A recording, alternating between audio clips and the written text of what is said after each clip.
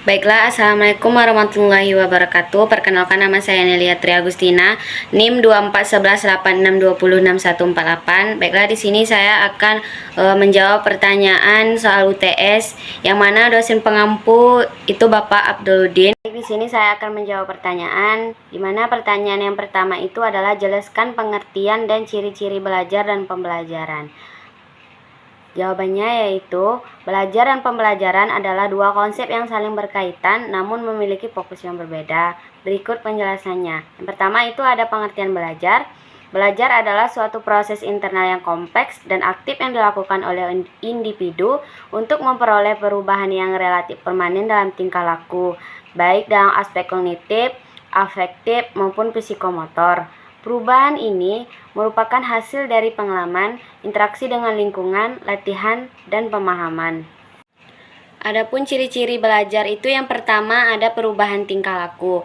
Hasil utama dari belajar adalah adanya perubahan dalam cara individu berpikir, merasa, atau bertindak. Perubahan ini bisa berupa pengetahuan baru, peningkatan keterampilan, perubahan sikap, atau pembentukan kebiasaan baru. Yang kedua itu ada bersifat sadar dan disengaja. Belajar umumnya merupakan aktivitas yang disadari dan dihendaki oleh individu yang bersangkutan. Meskipun ada juga pembelajaran insidental, belajar yang efektif seringkali melibatkan niat dan usaha yang terarah. Yang ketiga itu ada bersifat positif dan aktif. Perubahan yang dihasilkan oleh belajar cenderung ke arah yang lebih baik dan fungsional bagi individu.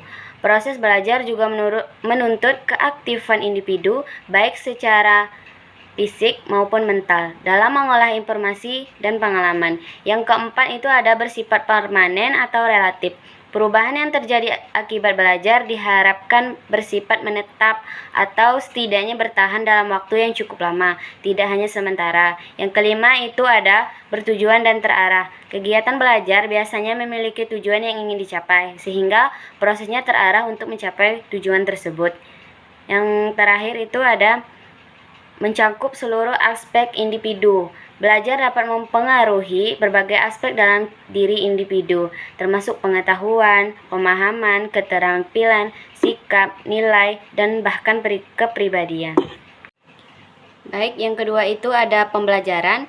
Pembelajaran adalah suatu proses sistematis yang dirancang dan dilaksanakan oleh pendidik untuk memfasilitasi atau membantu peserta didik agar dapat melakukan proses belajar secara efektif dan efisien. Pembelajaran melibatkan interaksi antara peserta didik dengan pendidik dan sumber belajar dalam suatu lingkungan belajar yang kondusif. Dengan kata lain, pembelajaran adalah upaya eksternal yang bertujuan untuk mengoptimalkan proses belajar internal pada diri peserta didik.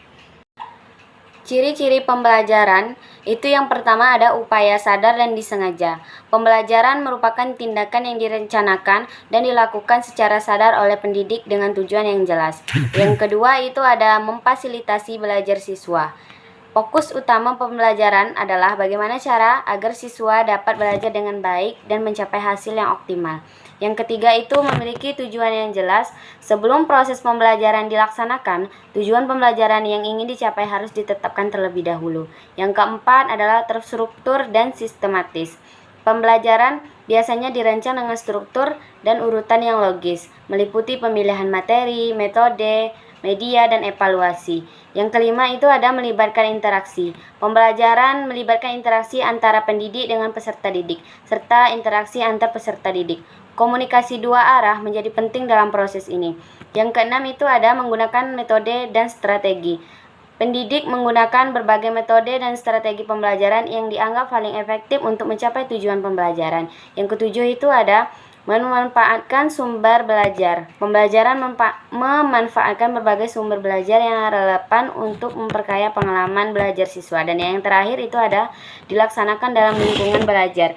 Pembelajaran terjadi dalam suatu konteks lingkungan belajar yang diciptakan agar mendukung proses belajar siswa. Baik, adapun soal yang kedua itu adalah jelaskan tujuan dan prinsip belajar dan pembelajaran. Adapun tujuan belajar, secara umum tujuan belajar adalah untuk memperoleh perubahan yang positif dan relatif permanen dalam berbagai aspek individu. Berikut adalah rincian tujuan belajar, yaitu yang pertama memperoleh pengetahuan, menanam konsep dan keterampilan, membentuk sikap dan nilai, mengembangkan kemampuan berpikir, mengembangkan kepribadian, memenuhi kebutuhan dan minat, dan meningkatkan penyesuaian diri. Adapun tujuan pembelajaran adalah rumusan yang spesifik mengenai perubahan perilaku atau kemampuan yang diharapkan dimiliki siswa setelah mengikuti proses pembelajaran tertentu.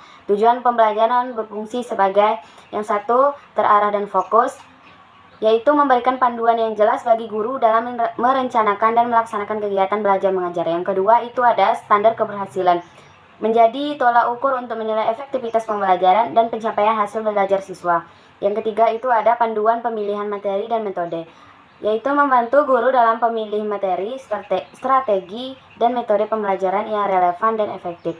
Yang keempat itu ada informasi bagi siswa. Yang kelima itu ada akuntabilitas guru. Adapun prinsip belajar adalah landasan berpikir yang mendasar bagaimana siswa belajar secara efektif. Adapun prinsip belajar yang umum meliputi 1. Perhatian dan motivasi. Yang kedua ada keaktifan. Yang ketiga ada keterlibatan langsung atau pengalaman. Yang keempat ada pengulangan. Yang kelima ada balikan dan penguatan. Yang keenam itu adalah tantangan.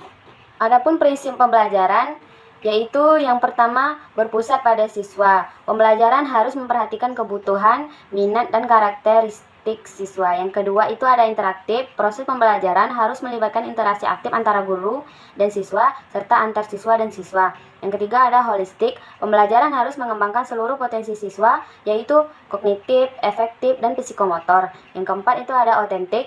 Pembelajaran sebaiknya dikaitkan dengan konteks dunia nyata dan pengalaman siswa. Yang kelima itu ada kontekstual. Materi dan kegiatan pembelajaran harus relevan dengan lingkungan dan budaya siswa. Yang keenam itu ada fleksibel. Pembelajaran harus dapat disesuaikan dengan kebutuhan dan perkembangan siswa. Yang ketujuh itu ada kolaboratif. Pembelajaran dapat melibatkan kerjasama antara siswa dalam mencapai tujuan pembelajaran. Yang terakhir itu ada integratif. Pembelajaran dapat mengintegrasikan berbagai mata pelajaran atau konsep. Teori behavioristik adalah teori belajar yang menekankan perubahan perilaku sebagai hasil dari pengalaman dan interaksi dengan lingkungan, khususnya melalui stimulus dan respon. Sedangkan teori konstruktivistik adalah teori ini menekankan bahwa peserta didik aktif membangun pemahaman mereka sendiri melalui interaksi dengan lingkungan dan pengalamannya. Baik, di sini saya akan menjelaskan perbedaan utama antara teori behavioristik dan teori konstruktivistik. Yang pertama itu ada aspek pandangan tentang belajar. Menurut teori behavioristik, aspek pandangan tentang belajar adalah pembentukan asosiasi stimulus merespon melalui pengkondisian. Sedangkan menurut teori konstruktivistik, pandangan tentang belajar adalah proses aktif membangun pemahaman dan pengetahuan oleh individu. Yang kedua itu ada aspek peran pembelajar. Menurut teori behavioristik, peran pembelajar yaitu penerima pasif informasi dan merespon stimulus.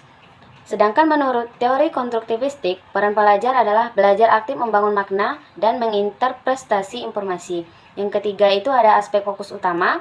Menurut teori behavioristik, fokus utama ini adalah perilaku yang dapat diamati oleh lingkungan.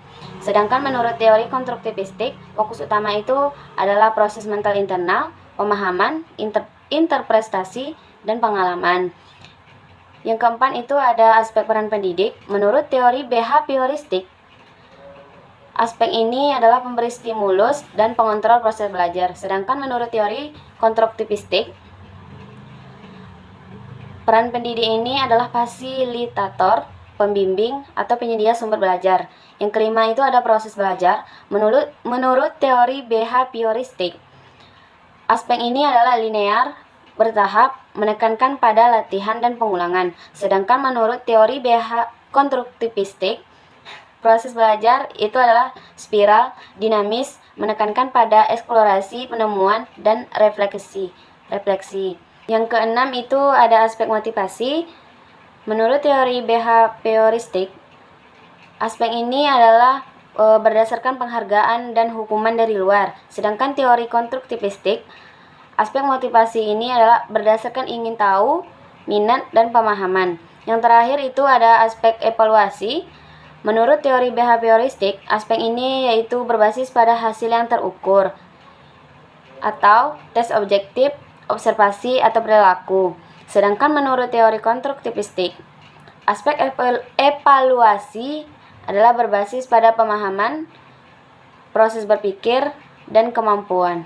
Adapun implementasi teori behavioristik dalam pembelajaran itu yang pertama, latihan soal-soal matematika berulang kali untuk memperkuat pemahaman konsep dan keterampilan berhitung. Yang kedua itu ada pemberian hadiah dan hukuman, memberikan bintang atau pujian bagi siswa yang menjawab benar, dan memberikan sanksi bagi siswa yang melanggar aturan. Yang terakhir itu ada pembelajaran terprogram. Materi pembelajaran ini dipecah menjadi langkah-langkah kecil yang berurutan dengan umpan balik segera setelah siap langkah. Contohnya adalah penggunaan pembelajaran adaptif yang memberikan soal sesuai tingkat kemampuan siswa.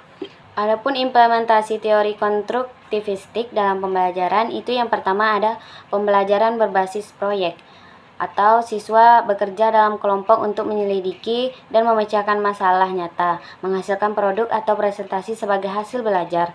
Yang kedua itu ada pembelajaran berbasis masalah, yaitu siswa dihadapkan pada masalah autentik dan ditantang untuk menemukan solusi melalui penelitian dan kolaborasi. Yang terakhir itu ada pembelajaran kooperatif, siswa bekerja sama dalam kelompok kecil untuk mencapai tujuan belajar bersama, saling berbagi ide, dan membantu satu sama lain.